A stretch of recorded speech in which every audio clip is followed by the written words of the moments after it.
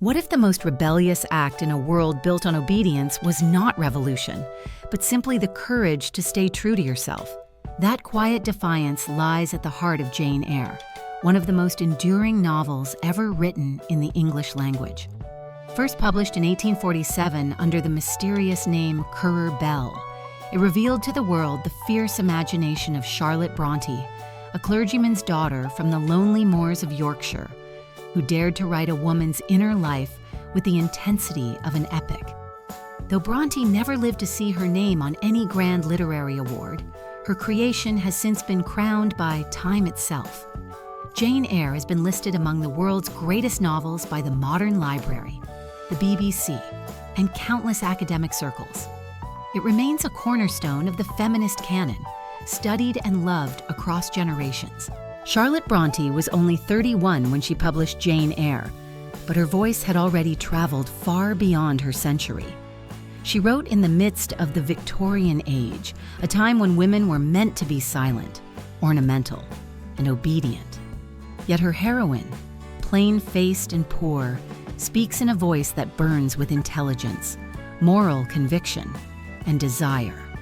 Bronte's other works, Shirley, Villette, and The Professor, show her range as both realist and visionary, but it is Jane Eyre that forever defined her literary legacy. From its very first line, the book announces its difference. It does not flatter, it does not whisper, it speaks directly to you. There was no possibility of taking a walk that day.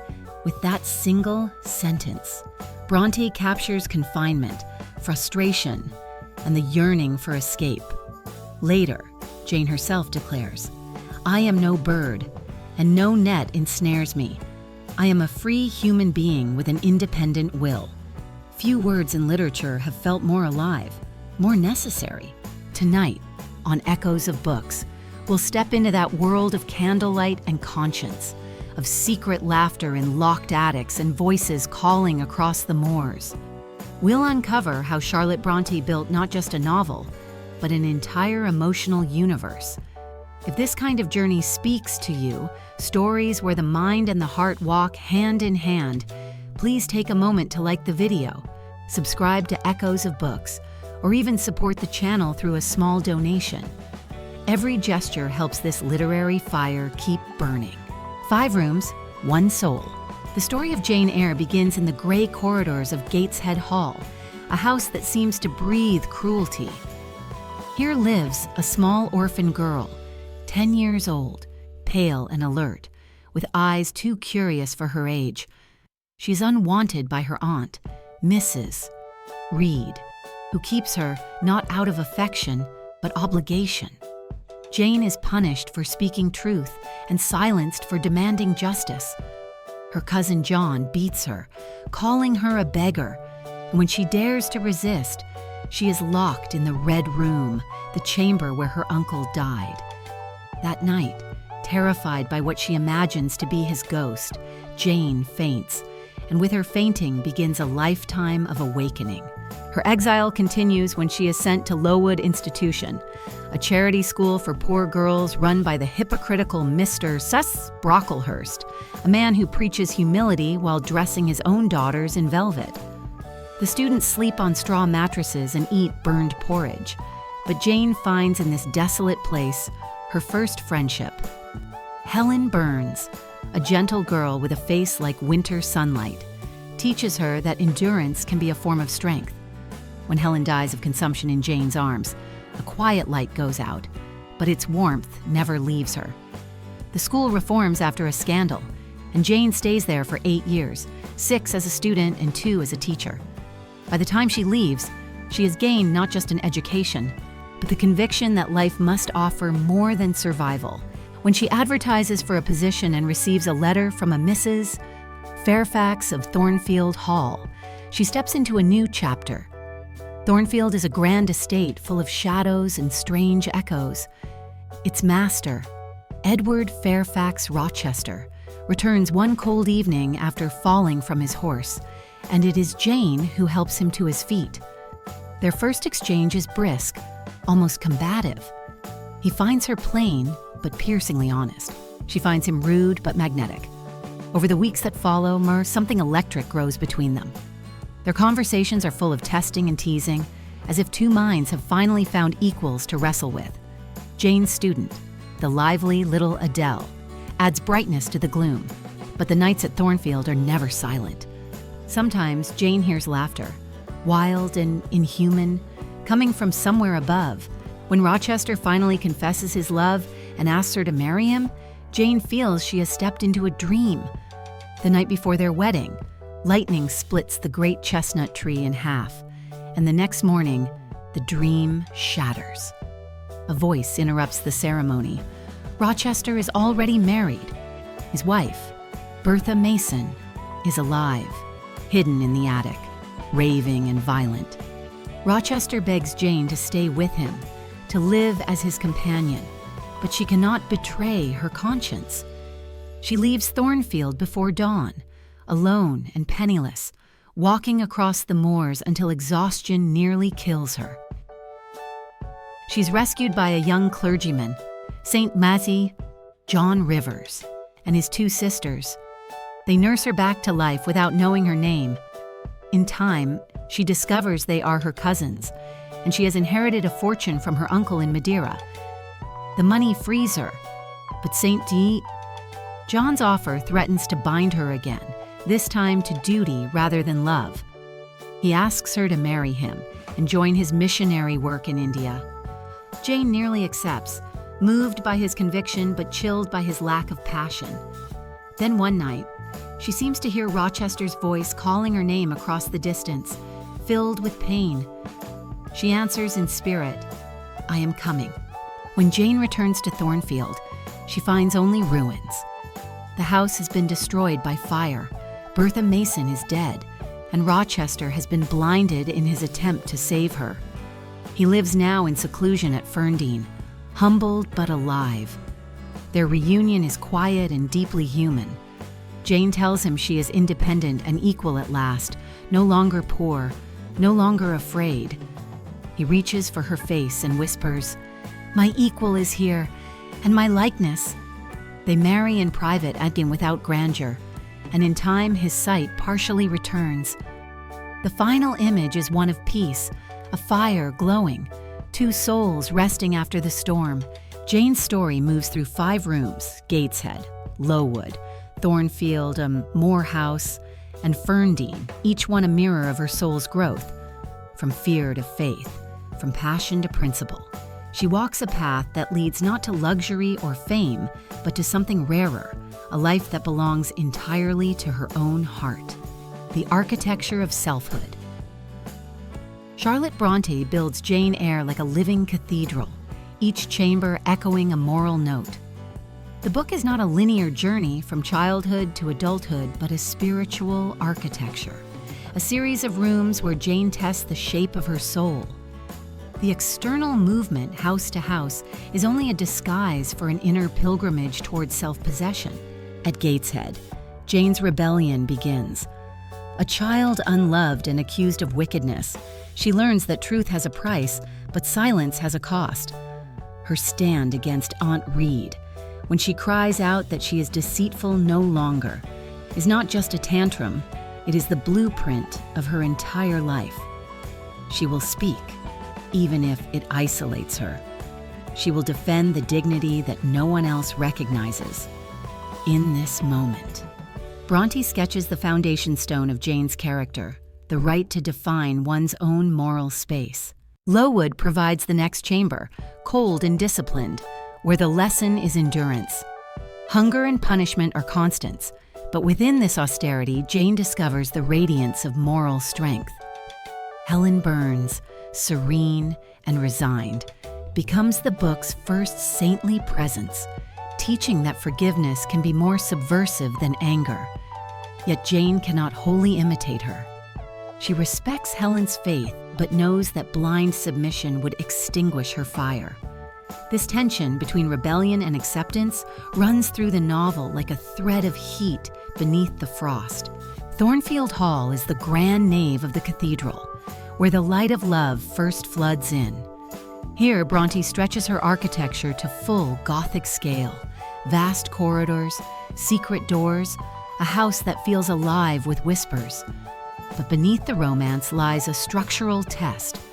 Rochester represents temptation, not of sin, but of self-erasure. To love him fully, Jane must risk dissolving her identity into his, and that she cannot do. When the truth of Bertha Mason emerges, the walls of Thornfield crack like the chestnut tree outside. The destruction of the wedding is the novel's earthquake, but also its act of preservation. Jane's flight is not defeat. It is the moral engineering of a soul unwilling to collapse under another's roof. The landscape of Moor House is stark, almost monastic, the stone chapter house where she faces her greatest temptation, spiritual pride. St. John Rivers, the cold missionary, offers her a life of purpose, but without passion. His proposal is a moral cage disguised as divine calling. For Jane, the challenge is not choosing between men, but between two forms of imprisonment: passion without principle, or principle without heart. She refuses both extremes and, by doing so, claims the integrity she has sought since childhood. Finally, Ferndean is the sanctuary at the far end of the nave, a humble dwelling, dimly lit but free of hypocrisy. Here, Brontë inverts the power dynamic that dominated earlier rooms. Rochester, now blind, must rely on Jane's guidance, and in this exchange, dependence becomes equality. The architecture closes with harmony, the horizontal line of love balanced with the vertical line of conscience. Through these 5 spaces, Brontë maps the evolution of a consciousness. Each room is smaller than the last, but richer in light. The grandeur of Thornfield gives way to the intimacy of Ferndean, where the quiet speaks louder than thunder. Jane's triumph is not that she finds love or fortune, but that she builds an interior cathedral strong enough to hold both, language as power. The most radical thing about Jane Eyre is not the plot or the romance, it is the voice. Charlotte Brontë gives her heroine not just thoughts, but command of language itself. The novel speaks entirely through Jane's eyes and mind, and this choice makes her more than a character. She becomes an interpreter of experience, a consciousness claiming authority. In an age when women were expected to be spoken for, Brontë lets Jane narrate her own story with clarity and force. Every sentence becomes an act of resistance. The voice begins timidly, like a candle in the dark, but it grows with the reader.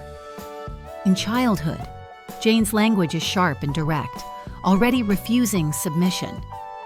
When Aunt Reed condemns her as deceitful, Jane answers with words that tremble but do not break. I am glad you are no relation of mine.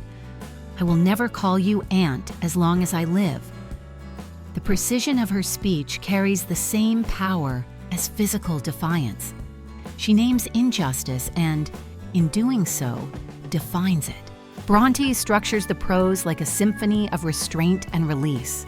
Long, winding sentences mirror the Victorian decorum Jane must navigate, yet within them bursts the pulse of private feeling. When she describes her emotions, the language swells into lyric intensity. I desired liberty. For liberty I gasped. For liberty I uttered a prayer. This is not mere confession, but rhetorical transformation. Jane turns suffering into syntax, emotion into architecture. Through words, she makes chaos coherent. Dialogue becomes the battlefield of equality between Jane and Rochester. Their conversations are verbal duels, tests of intellect as much as of affection. When Rochester mocks her smallness and poverty, she counters with moral precision. Do you think, because I am poor, obscure, plain, and little, I am soulless and heartless? You think wrong. The rhythm of her speech, steady, declarative, unafraid, reverses the social hierarchy in that instant. She may be his employee, but in language, she becomes his equal, and soon, his superior. Even the novel's imagery functions as linguistic power. Brontë uses fire and ice not only as motifs, but as tonal elements. When Jane feels passion, the sentences ignite with heat. When she represses it, The prose cools into moral clarity. This modulation of temperature gives the language an emotional topography. One can almost feel the air change as she moves from anger to reflection. There is also the quiet power of silence. Jane's refusal to speak at times, her pauses, her inward thoughts create tension stronger than speech. Brontë understands that power does not always shout. Sometimes it listens, sometimes it withholds. When Jane leaves Thornfield, she does not curse Rochester or lament endlessly. She simply writes, "I left him and ran into the night." In that simple clause lies all the weight of heartbreak and integrity combined. Language in Jane Eyre is both weapon and refuge. It allows the powerless to name their suffering and the wounded to frame their own salvation. By giving Jane the gift of voice, Brontë did more than tell a story. She shifted the center of literary gravity. No longer would the female character be a mute object of narration. She would speak, reason, desire, and command. When the novel closes with the calm declaration, "Reader, I married him," the inversion is subtle but seismic. The syntax places Jane as subject and agent. It is not he who marries her, but she who chooses him. One verb, carefully arranged, completes a revolution. Jane Eyre has often been called the first great feminist novel, though Charlotte Brontë never used that word. What she did instead was something far braver for her time. She imagined a woman who refuses to be defined by class, gender, or circumstance. In the mid-19th century, when a woman's highest ambition was supposed to be good marriage and quiet obedience, Jane stands up and says, in her calm, unwavering way, "I care for myself." That sentence alone feels like thunder beneath a velvet sky. Jane's feminism is not loud or performative. It grows naturally from her desire for self-respect. Every choice she makes, her defiance at Gateshead, her departure from Thornfield, her rejection of St. Etienne, John Rivers, is guided by one principle: moral and emotional independence. She will not marry for security, nor serve for comfort, nor follow a man into a life that would silence her heart. This insistence on self-determination makes her a new kind of heroine, one who claims equality not through rebellion, but through reason. Bronte's understanding of gender is sharpened by her own experience. As a governess, she lived the contradiction Jane faces daily. Educated enough to converse with the elite, yet socially inferior because she was paid to teach their children. The governess occupied a strange middle ground in Victorian society. Not quite servant, not quite gentlewoman, a figure both indispensable and invisible. Jane's struggles echo Bronte's own frustration with that liminal existence. When Jane speaks of feeling half frozen, half famished, and wholly restless, she speaks for an entire class of working women who lived between two worlds. Rochester, the moody master of Thornfield, embodies the masculine power that Victorian women were trained to serve. Yet Brontë refuses to let him dominate the story. She builds a relationship in which the woman's conscience must be the compass. Jane loves him, but she never surrenders her integrity to him. When she leaves Thornfield after discovering his secret, it is a moment of both heartbreak and victory. She walks away not because she has ceased to love him, but because she cannot love him dishonestly. Her solitude becomes a moral triumph. Later, when she returns to Rochester, after he has been humbled by loss and fire, the dynamic has transformed. The man who once commanded her now depends on her. He has lost his sight and his pride, and in this vulnerability he finally meets her as an equal. Jane's return is not an act of submission, but of balance restored. She does not save him by becoming his servant. She completes him by being his counterpart. The marriage that ends the novel is revolutionary because it is a union of equals. The novel's feminism, however, is not untouched by class and race. Bronte's sympathy for the poor is sincere but still framed within the morality of her age. Jane's compassion rarely extends beyond her own social horizon, and the colonial wealth behind Thornfield, money earned from plantations and the West Indies, remains an unspoken foundation. In the attic, behind the Gothic horror, lives Bertha Mason, the Creole wife Rochester hides from the world. Her presence forces us to ask whether Jane's freedom is built on another woman's captivity. This tension has inspired later writers like Jean Rhys to give Bertha her own voice, her own version of the story. In wide Sargasso Sea, still, within the boundaries of her world, Jane's victory is radical. She neither becomes the angel in the house nor the fallen woman. She is simply human, complex, flawed, conscious, and alive. Her success is not measured by romance, but by recognition. She is loved not because she is beautiful, but because she is known. In that recognition lies Bronte's most progressive idea, that love, to be just, must exist between equals. Through Jane, Brontë taught generations of readers that a woman's worth does not depend on wealth or beauty, but on the strength of her will and the clarity of her heart. Her feminism is not ideology, it is instinct, born from the longing to be seen as a full, thinking being. And though nearly 2 centuries have passed, that instinct still feels uncannily modern. Shadows of Empire, The Colonial Other. No novel written in the heart of the 19th century could completely escape the reach of empire, and Jane Eyre is no exception. Behind its spiritual drama lies another story, one of wealth, race, and silence. Thornfield Hall, while with its endless corridors and fine furnishings, is partly built on colonial money. Rochester's fortune comes from the West Indies, where his marriage to Bertha Mason was arranged not for love, but for inheritance. This forgotten detail opens a dark passage in the book's foundation, the British Empire itself standing beneath the heroine's search for moral independence. Bertha Mason has haunted readers and critics for more than a century. She is the figure in the attic, the laughter behind the locked door, the fire that nearly destroys the house. In Bronte's telling, she is a madwoman, violent and animal-like, described through a haze of fear and disgust. But when we step back and listen more carefully, we hear the faint outlines of another story, a woman exiled, foreign, trapped by both marriage and colonial prejudice. The words used to describe her, dark, discolored, hyena, echo the racial anxieties of the Victorian age. Madness becomes the language that conceals difference.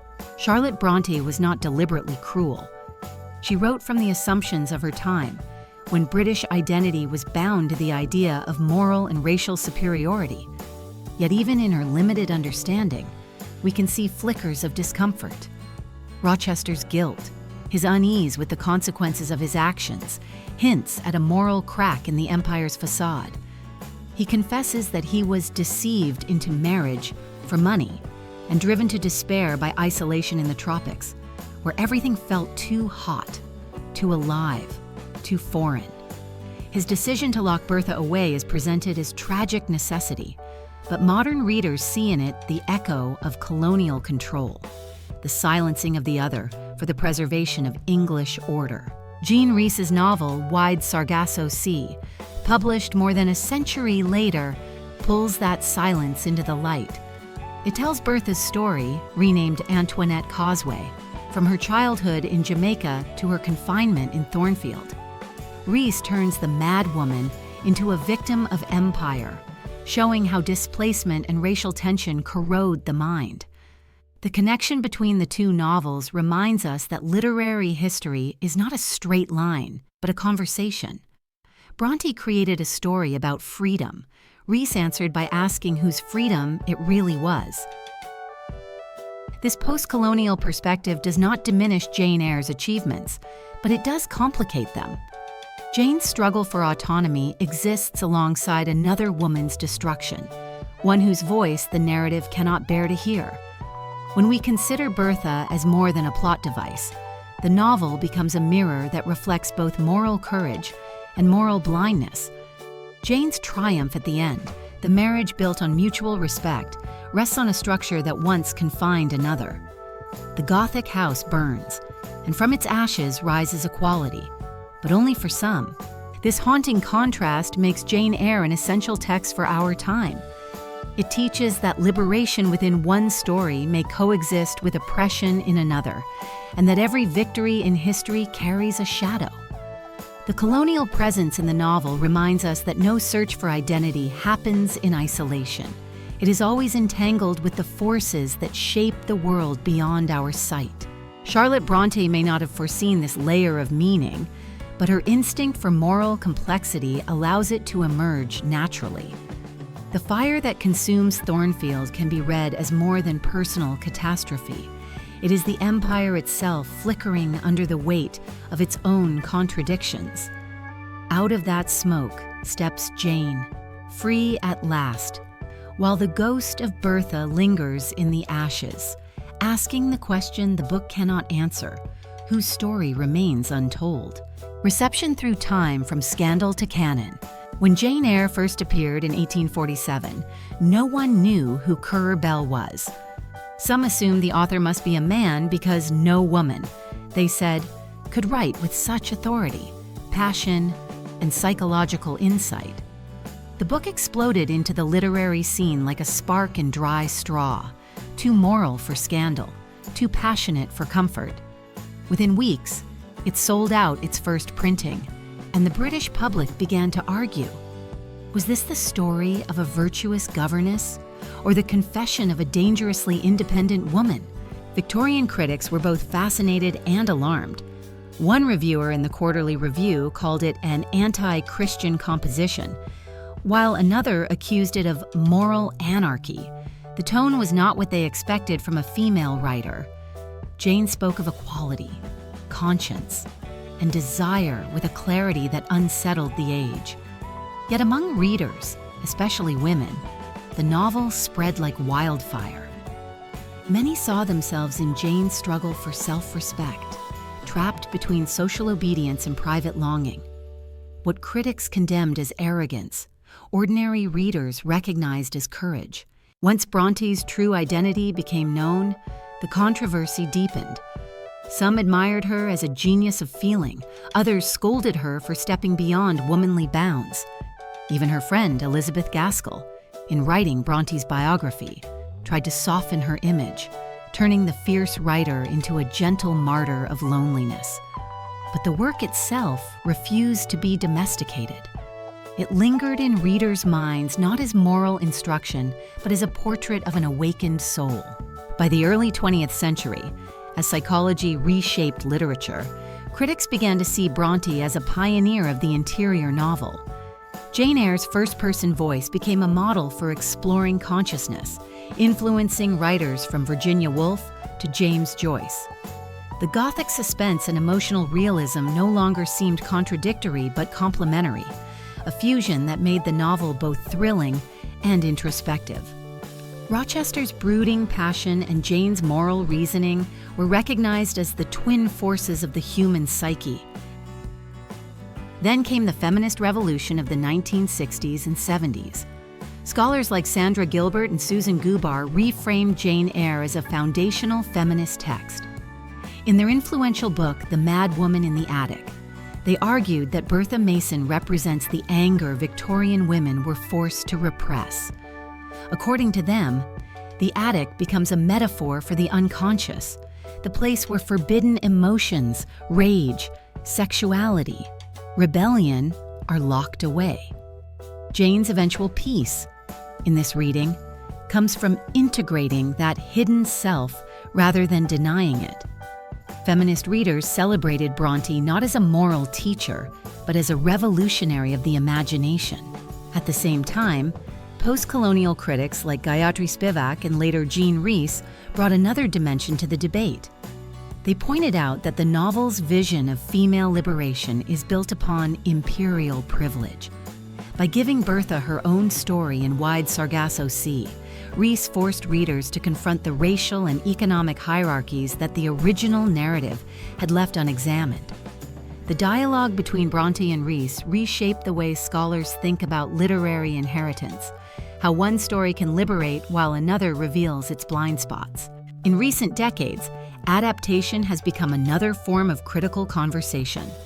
From Orson Welles' brooding 1943 film to Cary Fukunaga's elegant 2011 version, each retelling reinterprets the balance between romance and autonomy. Some emphasize the Gothic mystery, others foreground Jane's feminist strength.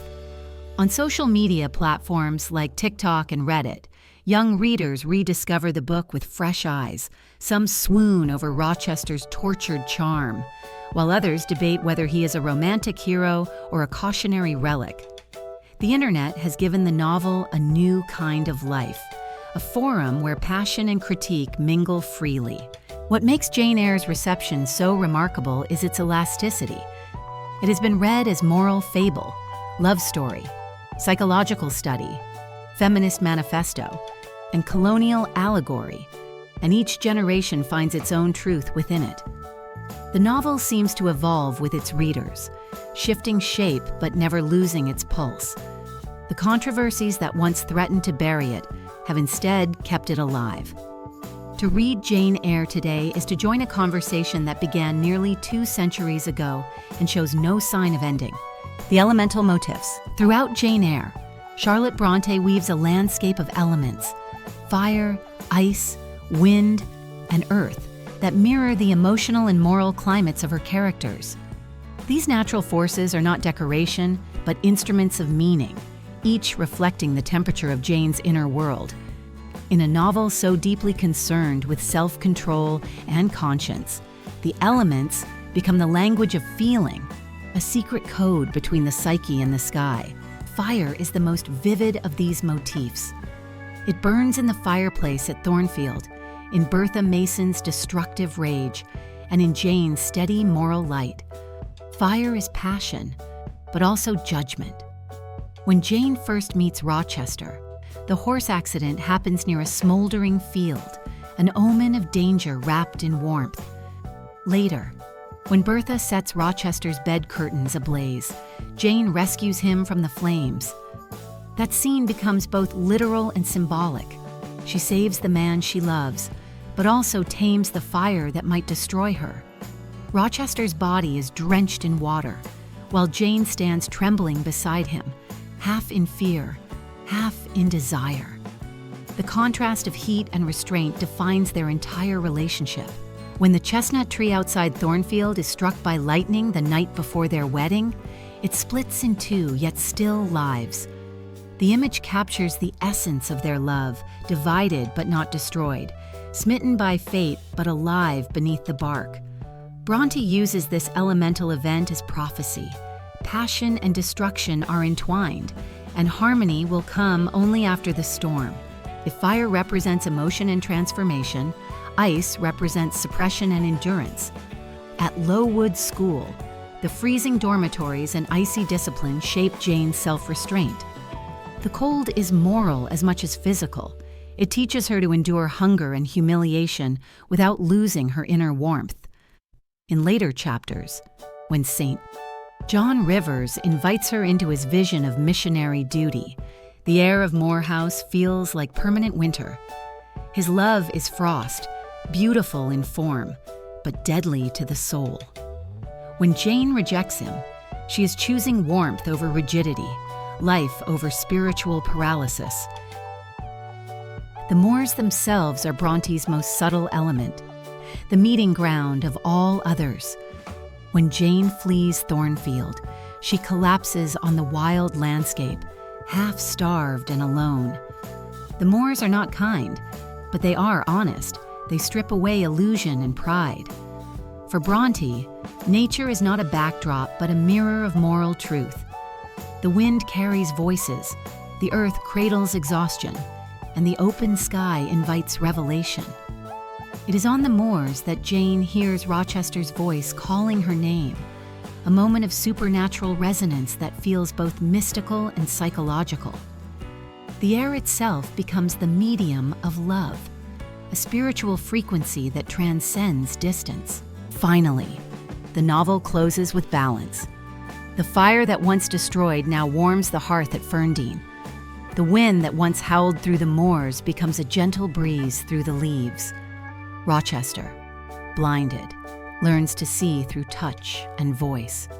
Jane, once cold with fear, glows with quiet contentment. The elements have found equilibrium because the soul has. Bronte's mastery lies in her ability to turn weather into character. Every storm, every flicker of flame, is an emotion given form. Fire teaches Jane to feel without surrendering. Ice teaches her to think without freezing.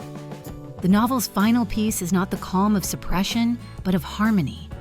Fire and ice meeting at last in the warmth of conscience. Through these elemental symbols, Brontë transforms a domestic love story into a cosmic meditation on balance. The reader feels not only Jane's choices, but the climate of her spirit. When the last page closes, the world outside the book seems subtly altered, as if the weather itself had been changed by her voice. The Quiet Revolution. Jane Eyre ends not with triumphal fanfare, but with a kind of deep breathing, the calm that comes after a storm. The world has not changed around her, but she has changed within it. What makes this novel endure is not its romance, nor even its mystery, but its steady pulse of moral courage. Charlotte Brontë dared to imagine a woman who could love deeply without surrendering her soul, who could forgive without forgetting her worth. That quiet insistence on inner freedom is more revolutionary than any rebellion shouted from rooftops. When we step back and look at the arc of the story, we see how each stage of Jane's life shaped this revolution. A child locked in the Red Room becomes a woman who can face a world of locked doors and open them with integrity. Her journey from Gateshead to Ferndean is the map of a soul learning to live truthfully in a world built on compromise. Every test she endures, poverty, temptation, loneliness, refines rather than diminishes her. By the time she speaks those final words, "Reader, I married him," we understand that it is not a declaration of possession, but of equality. Bronte's gift was to combine the moral seriousness of her time with the emotional candor that would define modern fiction. Her sentences breathe with intelligence. Her imagery lingers like weather. She wrote in an era of conformity, yet her imagination was unruly and alive, a pulse of rebellion disguised as faith. Jane Eyre continues to resonate because it speaks to that universal tension between belonging and being oneself. It whispers to every reader who has ever felt unseen, unheard, or underestimated. Your inner life matters. Your conscience is enough. Your quiet truth is its own kind of fire. In today's world, where noise often passes for confidence, Jane's calm clarity feels radical again. She reminds us that strength can be gentle, that love can be principled, and that equality begins not in law but in the heart. Bronte's vision reaches beyond gender or century. It is the vision of a mind that refused to settle for the easy lie. So perhaps the question to leave you with is this: in our own pursuit of freedom, do we still remember what Jane fought to protect, the right to be whole, to love without losing ourselves? If her story moved you, let it linger. Share your thoughts below. Tell me what Jane Eyre means to you. And if you'd like more journeys through the voices of great books, subscribe to Echoes of Books and help keep this quiet revolution alive.